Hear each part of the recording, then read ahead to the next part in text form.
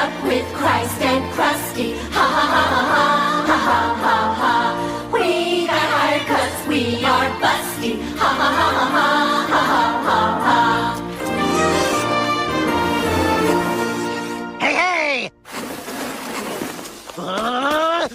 Whoa! Real nice, laughing at an old man's pain. Whoa! Whoa! Whoa!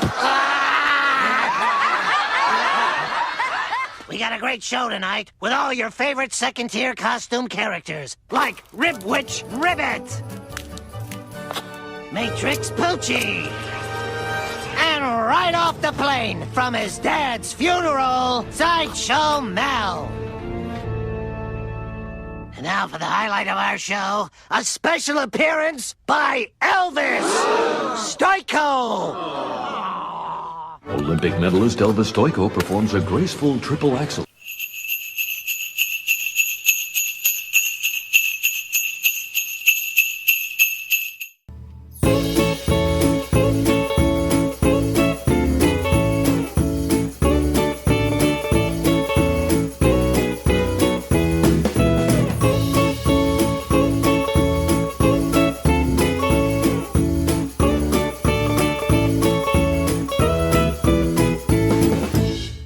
All right, everybody, welcome back. It is Friday. Yay! Friday, the first Friday of the holiday Christmas season. First Friday of December. Second Friday of December, because the first Friday of December is actually on the 1st. Headlines. Godzilla times Kong. I don't really know what the name is. Godzilla and Kong? I mean, what's with the X? I don't know. Godzilla, Kong, the new empire has several 8-minute moment scenes of just monsters. Of course, it's a monster movie, and that's what really we want to see is 8 minutes of monsters fighting, battling. We don't need all the talky talk. It just gets in the way of a good movie sometimes, especially a monster movie. Moving along here. Wrong one, wrong order. Hey, here we go. Science is one step closer to making a real lightsaber. This seems like a really bad idea. I don't know the commonplace use for a lightsaber. Really? I don't, since we don't have any Jedis, see, it made sense in Star Wars because only the Jedis had them and they were upstanding citizens, or most of them were.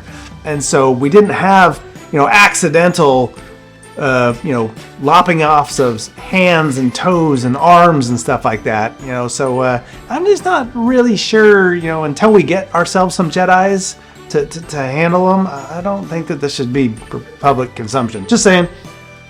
All right, tangy mustard sausage bites. Come on, Clayton. I keep throwing you all the ideas. I literally am serving you the ideas, pun intended, to create some really good tasty stuff on Thursdays. Not that you don't do that. Whoa, I just made a basket. Yeah, all right. Tangy mustard sausage, whatever. I'm hungry. There we go. Okay, so movies and theaters. Hey, where's my Austin at? He's coming up in a minute.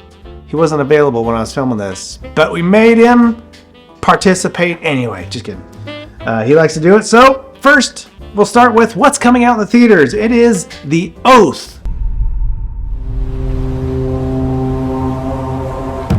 Father, why do Nephites always win battles, even when Lamanites so many?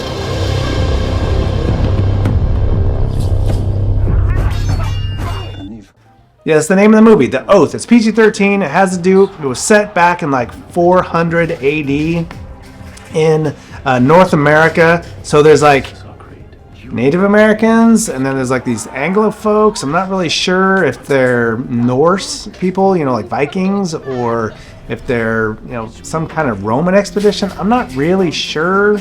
I watched most of the trailer. It looks okay. I don't know. It's one of those, I wouldn't call it a B movie, but it's not an A-lister movie. But looks pretty good, looks interesting, different. So it could be good. So you can go see that, or you can go see Godzilla -1. It's still in theaters. That's a good movie. All right, so now here is Austin with his movie review.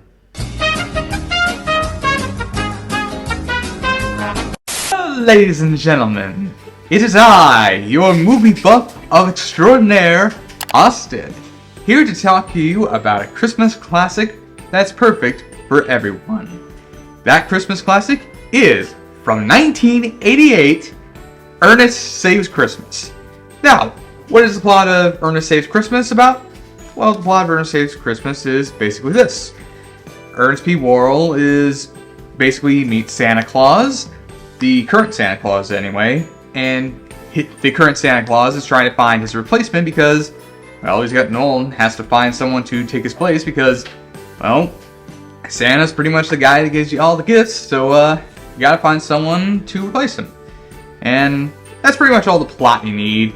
Honestly, a lot of the Ernest movies, it's very minimal on plot. Like, if you're expecting a deep, rich narrative that's probably gonna win an Oscar or something, this ain't that type of movie. It's a type of silly comedy, and it has a simple premise that is mostly there to make you laugh. And really, it does. And that's in part due to the fact that Jim Varney, he pretty much is Ernest P. Worrell. He really knew this character when he played him many times throughout most of his career. From movies such as like Ernest Goes to Camp, Ernest Goes to Jail, and Ernest Scared Stupid, not to mention the TV show Hey Vern, It's Ernest, to the many commercials he did as Ernest P. Worrell, as that's how the character originated as, primarily doing stuff, even having like big sponsors like Taco John's, which is this sort of like taco restaurant that's sort of like Taco Bell or Del Taco or something like that. But anyway, basically, he was a commercial character, but he really nails his character, and he's a very likable character because, yeah, he's dumb, but his heart's in the right place. He's funny, the energy's there, and that's all because Jim Varney really knew how to play his character. And it's kind of sad that he's no longer with us, as he sadly passed away back in like February of 2000. Yeah, that was sad. But either way, he gives a great performance here as Ernest, and really makes him a character that is endearing, really, even after all this time. Plus, Douglas Seal also shines as the retiring Santa Claus, as he's this generally kind-natured Santa Claus that, well, it's generally how Santa is meant to be. Kind-hearted, sweet-natured, typical Christmas stuff. But yeah, that is Ernest Saves Christmas. It's really funny, it's really entertaining to watch from beginning to end. It's a solid movie. It's a great movie. You really should go seek it out. It's probably streaming on Disney Plus and so many other streaming services, but you also probably find the DVD of it for like $5 or so. But either way, Ernest Saves Christmas is a great movie. Ho, ho, ho! Very good. Austin's always done a good job. He's just Austin on the spot with those movie reviews. Really knows his stuff. Good stuff. You can always check out his YouTube channel as well if you want to listen to some other interesting takes on great movies in our past. But that is going to lead us right into going into our National Day for today.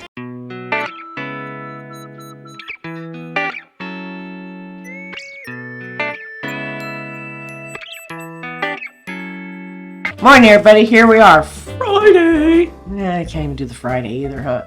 Maybe next week will get better. But it is Friday, coming into the weekend with the holiday, all the great things happening. It started last weekend, but it's the Rockin' Holiday. So every Thursday, Friday, and Saturday evening downtown, they have different band playing. They've got Pictures with Santa, all cool things going on in the downtown area. Come down, listen to some music. I'm sure there will be a hot cocoa cart out somewhere, or just, sit on the patio at a restaurant outside, bundle up, buy one of their fires or something, and just the cool tree that gets lit there, I think on 10th Street. Yeah, a lot of really cool things. And it doesn't cost anything except getting yourself down here, really. You don't want to buy anything? You don't have to. It could be a freebie night. Want to tootle over and go ice skating? You could do that. It's going to cost you money, though. The hot cocoa you're going to buy is going to cost you money. But, like I said, if you don't want to spend any money, you can come down and just partake of everything that's going on down here. It's a lot of cool stuff in the evening. The lights, you know how I feel about the lights. So get your little Tuki out and, get downtown, see what's going on, and get some ho ho ho. Have a great weekend.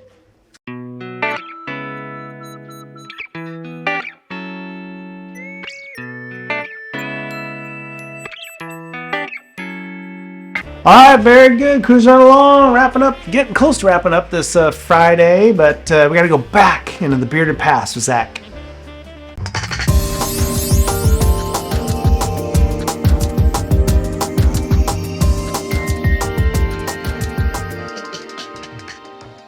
Hey everybody, it's Friday, and today we are going to get to it, and we're going to go back to the bearded past with Zach, and we're going to talk some sports history.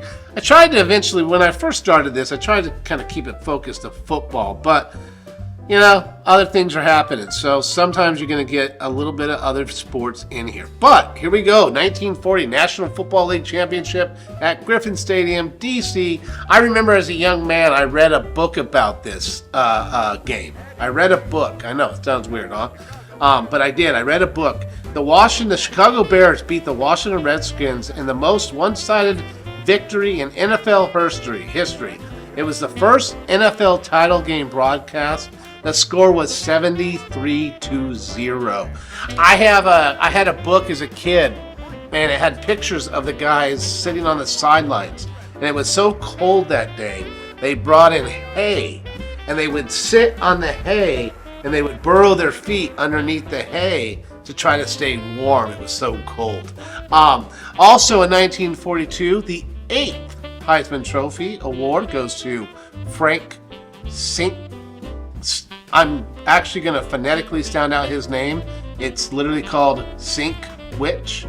Was a Georgia halfback. 1948 Heisman Trophy award goes to Doak Walker out of Southern Methodist University, and they eventually named an award after Doak Walker, which goes to the best running back in college football, and that award is still given out to this day. 1953, Joey Latner wins the Heisman Trophy out of Notre Dame, and in 1955, Howard Cassidy out of Ohio State. So a lot of Hall of Fame guys on this day. Eisenhower catches a game. 1959, President Eisenhower watches Pakistan versus Oz-Test cricket at Karachi. So he went to and watched a cricket game. That's really very cool. 1960, the MLB, Major League Baseball expansion team.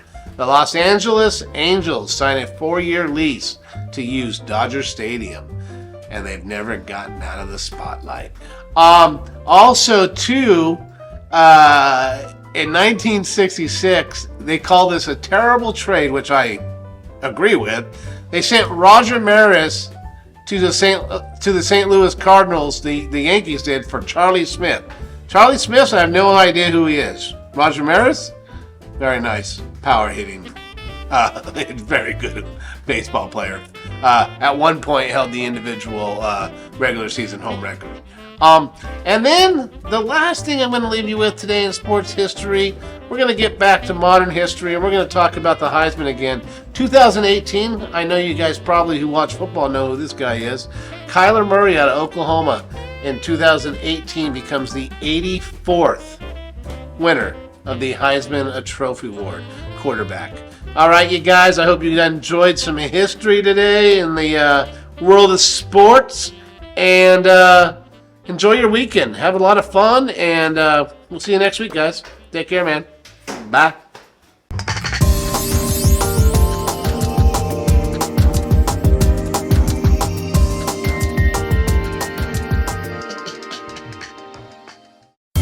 Ho, ho, ho!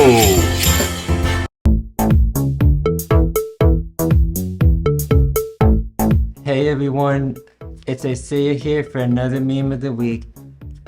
And I have a guest with me now, named Clayton.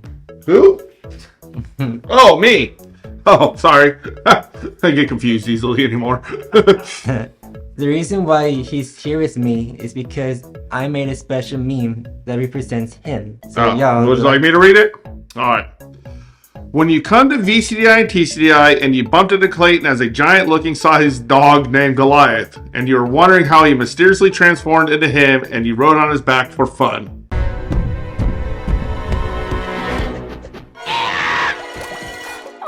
So, My back was hurting a little bit. Ray, stay off my back! so the reason why I made that meme for y'all is because I drew a special picture for Clayton. He'll put it up soon in his office so you can see what I mean. Yep. Oh, yeah. So, yeah. Ciao. Yes, sirree, Bob. That is it for today. We got Instant Live Instant Trivia on YouTube coming up at 1 o'clock, so we'll see you there. Otherwise, have a great weekend. We'll see you Monday on the morning routine, and this card is going to go on this tree right about there. Perfect. Yes.